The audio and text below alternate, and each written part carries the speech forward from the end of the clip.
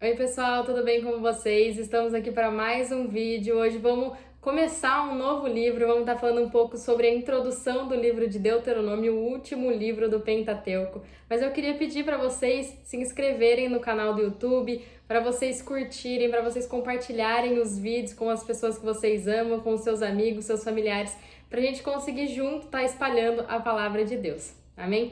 Gente, então este é o livro que conclui o Pentateuco, os 5 primeiros livros da Bíblia, a também chamada Lei, a Torá, e a gente sabe que esses livros foram escritos por Moisés.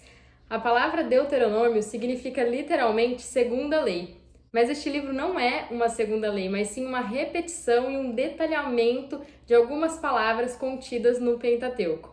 O livro em hebraico é chamado de Elah Had Devarim, que significa estas são as palavras, que eles tiraram da primeira frase do livro original em hebraico, dando sim uma continuação nesses escritos, fazendo a junção deles com os demais. Assim também acontecia com os outros 4. Sempre que acabava um livro, o outro livro em seguida dava uma ideia de continuidade. A lei foi dada a primeira vez por Moisés quando ele tinha 80 anos de idade. 40 anos depois que eles peregrinaram no deserto por conta da incredulidade do povo, mediante o relatório negativo dos 10 espias, toda aquela geração que havia sido contada no primeiro censo, que a gente viu lá em Números capítulo 1, morreu no deserto, pereceu, exceto Josué e Caleb, que foram os únicos 2 que declararam sua fé em Deus. Sendo assim, da mesma maneira que precisou ter um novo recenseamento no final do livro de Números, que precisou ter essa contagem dessa nova geração, também se fazia necessário declarar e apresentar novamente a lei para eles. Então este é um livro de oratória, contém uma série de discursos de Moisés que foram falados para o povo, enquanto eles estavam nas campinas de Moabe. Então esse livro está repleto de palavras que Moisés falou à segunda geração dos israelitas. Eles que estavam diante da terra prometida haviam sido formados, agrupados, preparados por Deus para entrar na terra boa e a possuí-la. Mas ainda havia a necessidade de Deus proclamar por meio de Moisés novamente a lei para eles, alertando e exortando eles. Então Moisés estava preocupado com o povo, que eles poderiam repetir os fracassos de seus pais. Então ele exortou o povo a respeito de vários assuntos. São sermões que fazem uma retrospectiva da história de Israel, repetindo o detalhamento da lei, como a gente já falou, listando as bênçãos prometidas pela obediência e as maldições prometidas pela desobediência.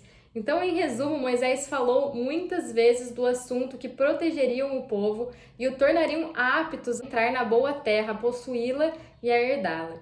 Em detalhes, este livro contém 3 discursos principais e 3 apêndices. O primeiro discurso é uma exortação histórica ao povo. Então Moisés lembra ao povo as experiências que eles tiveram, que seus pais tiveram, desde Horebe, o Monte Sinai, até Moabe, onde eles estavam ali. Então exorta os israelitas a se unirem a Deus e a fugirem da idolatria que seus pais várias vezes tinham voltado para ela. O segundo discurso é o maior de todos, ele é exortativo e também legislativo.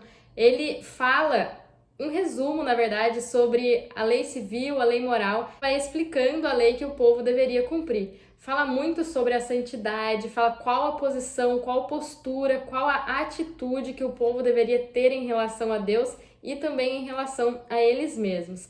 E o terceiro discurso fala sobre as bênçãos da obediência e as maldições em resposta à desobediência do povo. Também, junto com esses 3 discursos, a gente encontra 3 apêndices que nos falam sobre o Cântico de Moisés, a bênção de Moisés e a narrativa da morte e o enterro de Moisés. As palavras-chave de Deuteronômio são as seguintes: amar a Deus, obedecer aos seus mandamentos, a sua palavra e receber a sua bênção. Essas questões são repetidas em todo o livro de Deuteronômio, Moisés nos diz repetidamente que se amarmos o Senhor, se obedecermos aos seus mandamentos, nós receberemos as bênçãos. Então, este livro fala sobre o amor de Deus e sua administração, a administração da sua casa. Este termo não é encontrado neste livro, mas se a gente começar a ler com atenção, a gente vai ver que esse livro fala sobre o governo de Deus, incluindo sua administração, onde muitas vezes Deus trata o seu povo, Deus corrige, demonstra seu amor, guia seu povo e também os exorta. Então Moisés muitas vezes falou explicitamente sobre o amor, mas o tema dessa administração governamental de Deus está implícito. Se a gente realmente mergulhar na revelação do Espírito Santo que esse livro pode nos trazer, a gente vai entender que a disciplina que Deus aplicou ao seu povo era uma espécie de administração, onde ele vai aperfeiçoando, vai moldando o seu povo, administrando eles mesmos, mostrando o caminho que eles deveriam prosseguir. A gente sabe que Deus é um pai aperfeiçoador que ama seus filhos e os disciplina de acordo com o seu governo. Lá em Hebreus 12:6 nos diz: o Senhor corrige a quem ama. Então, qual é o propósito de Deus nos disciplinar? Nos disciplina com o propósito de nos aperfeiçoar, de nos fazer melhores do que a gente era antes, de nos fazer evoluir para começarmos a nos posicionar e nos firmar em nossa verdadeira identidade em Cristo. Parar de agir como agíamos quando estávamos em Adão e nos fazer avançar rumo à estatura de filho varão. Então foi exatamente isso que Deus fez com os filhos de Israel e também com Moisés, enquanto eles estavam no deserto. Visto que Deus os amava, ele não passava a mão em suas cabeças quando eles cometiam erros. Deus até mesmo disciplinou Moisés pelo erro que ele cometeu lá em Números 20, quando Moisés se irritou com o povo rebelde, ao invés de falar com a rocha, para que esta fluísse a água como Deus o havia ordenado, este mesmo feriu a rocha pela segunda vez. E isso ofendeu a Deus e, como resultado, Moisés perdeu o direito de entrar na boa terra. Então Deus permitiu que Moisés apenas visse a terra, no monte do Pisga, mas não permitiu que ele a entrasse nela. Este livro também contém discursos que complementam o livro de Números sobre o tipo de pessoa que se deve ser para herdar a terra prometida, para herdar a boa terra. Essa pessoa deve ser alguém que ama a Deus, que teme a Deus, que se submete ao seu governo e vive na presença de Deus. Nós encontramos esse princípio também no Novo Testamento, onde a salvação de Deus é incondicional, ela está disponível para todo o mundo, mas nem todos terão acesso a ela, porque apesar da salvação ser inclusiva, de alcançar a todos e ser apta para salvar todo mundo, nós precisamos declarar a nossa fé na obra redentora de Cristo, naquilo que Ele realizou por nós, para fazer com que essa salvação que está disponível se torne uma realidade em nossas vidas.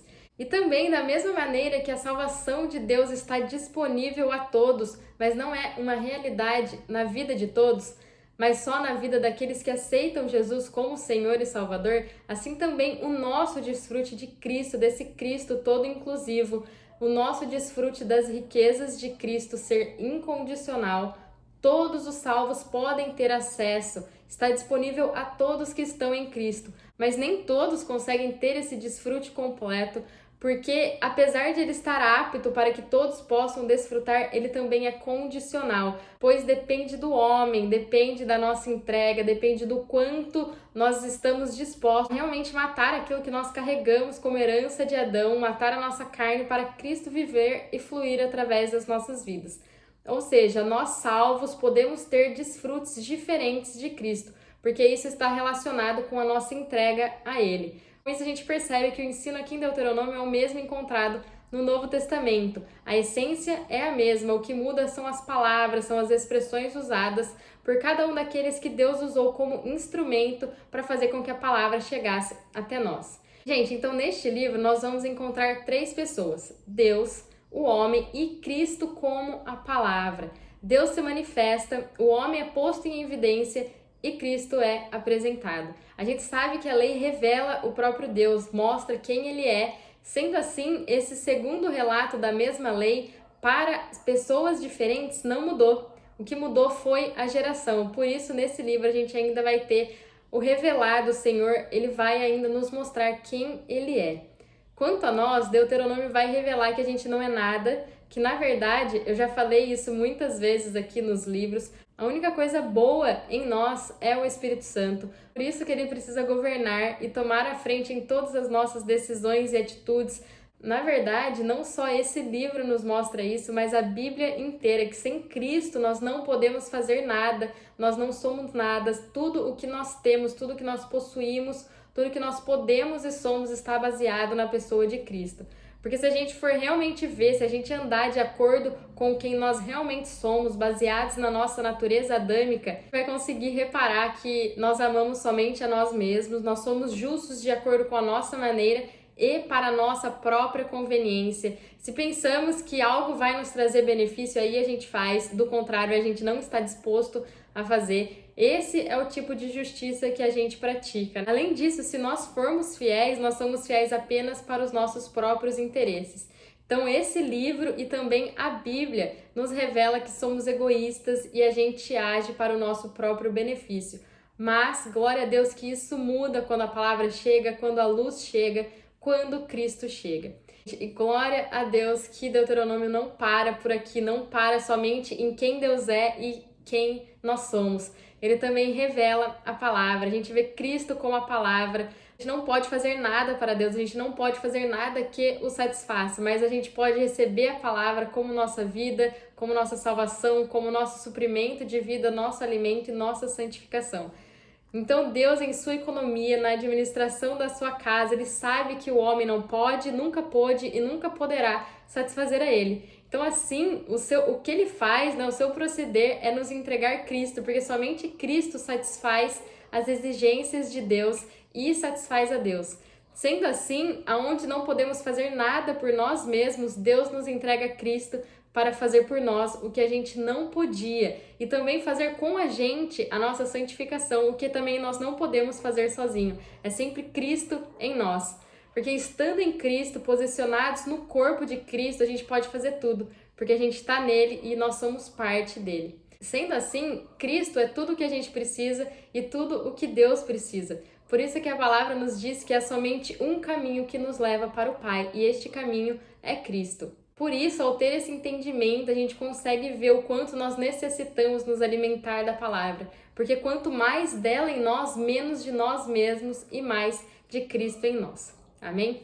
Gente, quando nós ouvimos sobre o tipo de pessoa que devemos ser para entrar à boa terra, a gente pode sentir que a gente nunca vai alcançar esse padrão. Mas se esse é o nosso sentimento, a gente deve lembrar que o livro de Deuteronômio é um livro cheio de palavra, que é Cristo. Então, Cristo como a palavra é aquele que nos sustenta, é aquele que nos torna pessoas que amam a Deus, que temem a Deus, que se submetem ao governo de Deus. Ou seja, o que a gente precisa entender é que cada palavra de Deuteronômio nos fornece vida e nos leva de volta para Deus.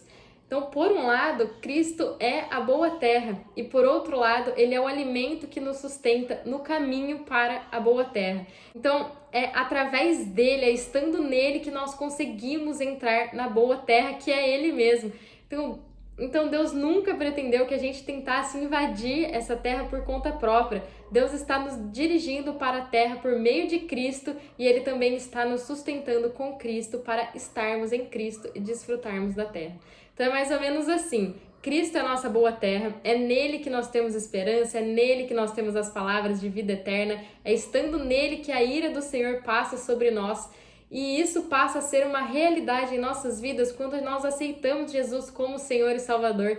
Assim nós somos inseridos nele, somos inseridos em seu corpo, mas isso não é tudo, porque a palavra de Deus fala que nós também precisamos alcançar a santificação, alcançar a salvação orgânica, que é Cristo vivendo em nós. Assim nós conseguimos usufruir e desfrutar desta boa terra ainda nesse mundo. A gente não precisa esperar. Na verdade, o Senhor não quer que a gente espere para desfrutar disso somente no futuro. Ele deseja que a gente desfrute disso agora, nesse mundo, que a gente aprenda e que a gente viva céu na terra. Então, se nós estamos em Cristo, Ele é a nossa boa terra, Ele já está disponível para nós, mas nós só os desfrutamos completamente aqui na terra se Ele viver em nós.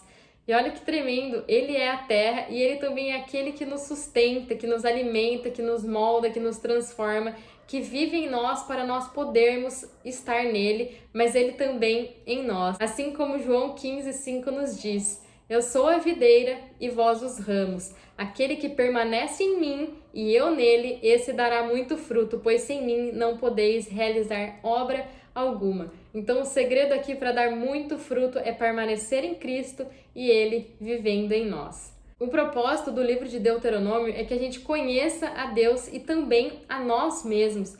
A gente precisa conhecer a Deus, a gente precisa saber que Deus é amor, que Deus é justo do jeito que Ele trata conosco, que Ele é fiel, mas de nada adianta saber disso se a gente não tiver uma visão clara de quem nós somos, de que a gente está totalmente afastado de Deus, de que a gente está totalmente abaixo do Senhor, de que realmente a única coisa boa em nós é o Espírito Santo, para assim a gente deixar de confiar em nós mesmos, deixar de confiar na força do nosso braço, para que a gente coloque a nossa confiança totalmente no Senhor, naquele que é fiel. Então, a intenção desse livro não é mostrar a história do homem, não é julgar o homem, mas é apontar os erros que o homem cometeu no passado, para que possa receber a correção, para que possa ser disciplinado, moldado, aperfeiçoado para usufruir do Cristo todo inclusivo como a boa terra. Então, esse livro nos mostra que o amor de Deus age em benefício de seu povo, para que nós possamos desfrutar da bênção de Deus de acordo com a sua vontade. Porque mesmo que se falharmos por não amar ou temer ao Senhor, e mesmo que sejamos infiéis a Ele, Deus sempre será bem-sucedido. Independentemente da situação de seu povo, Deus permanecerá fiel até o fim, porque é quem Ele é. Então, no final, Ele garantirá que nós desfrutemos de sua plena bênção. Mas o que Ele realmente quer é que a gente comece a desfrutar disso agora, que a realidade do reino, que é a igreja, já comece a se manifestar ainda neste mundo. Afinal, aquele que começou a boa obra em nós vai terminá-la até o tempo de Cristo Jesus. A nossa salvação judicial já foi realizada por Cristo, nele somos justos diante de Deus, somos justificados. Agora estamos caminhando com entendimento para a nossa salvação orgânica, que é a transformação da nossa alma, onde não terá mais nada de nós, vamos apenas refletir Cristo que já habita em nós. Então, o que é revelado aqui em Deuteronômio é o que é revelado em toda a Bíblia. A Bíblia como um todo nos mostra que Deus é amor, Ele é justo e fiel. E ela também nos mostra que nós somos infiel, mostra o quanto nós fomos derrotados no passado e quanto fracasso ainda experimentaremos no futuro se não andarmos de acordo com a vontade do Senhor. Mas, apesar da nossa infidelidade, da nossa derrota, dos nossos fracassos, de muitas vezes andar de acordo com o que nós queremos, Deus ainda torna possível que o seu povo escolhido entre no Cristo rico para que a gente possa desfrutá-lo, experimentá-lo e até mesmo deixá-lo viver através das nossas vidas. Amém? Gente, espero que vocês tenham gostado. Essa é apenas uma introdução do livro de Deuteronômio. Fiquem com Deus e até o próximo vídeo.